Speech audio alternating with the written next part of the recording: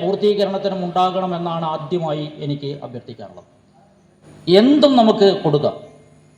നമ്മുടെ കയ്യിലുള്ള ചെറുതും വലുതുമായ എന്തും വസ്തുവകകളും പണവും നൽകി ഉദ്ദേശിക്കുന്ന പീരീഡിനുള്ളിൽ, ഉദ്ദേശിക്കുന്ന കാലയളവിനുള്ളിൽ ഇത് പൂർത്തീകരിക്കാൻ നമുക്ക് കഴിയണം. അതിന് നിങ്ങൾക്ക് ഒരു വലിയ നിങ്ങളുടെ പ്രവർത്തനത്തിനൊരു ത്വരണം എന്ന നിലയിൽ ശ്രീധരാട്ടൻ്റെ ആത്മാവ് അത് നേരിട്ട് അദ്ദേഹത്തിൻ്റെ അനുയായി സുധീറിൻ്റെ നേതൃത്വത്തിൽ ഇവിടെ ഉണ്ടാകും. അദ്ദേഹം ഇവിടെ പ്രഖ്യാപിച്ചു കഴിഞ്ഞു, ക്ഷേത്രക്കുളം നിർമ്മിക്കാൻ എത്രയാണോ പണം ആവശ്യം അത് ശ്രീധരാട്ടൻ്റെ പേരിൽ ഇവിടെ ഉപയോഗിക്കും. നിർമ്മിച്ചു വരുമ്പോഴേ നമുക്ക് മനസ്സിലാവും. അതിൻ്റെ ശാസ്ത്രവിധിപ്രകാരം, താന്ത്രിക വിധിപ്രകാരം ക്ഷേത്രം കുളം കൃത്യമായ ശാസ്ത്ര തത്വങ്ങളുടെ അടിസ്ഥാനത്തിൽ ഇവിടെ നിർമ്മിച്ചു തരും.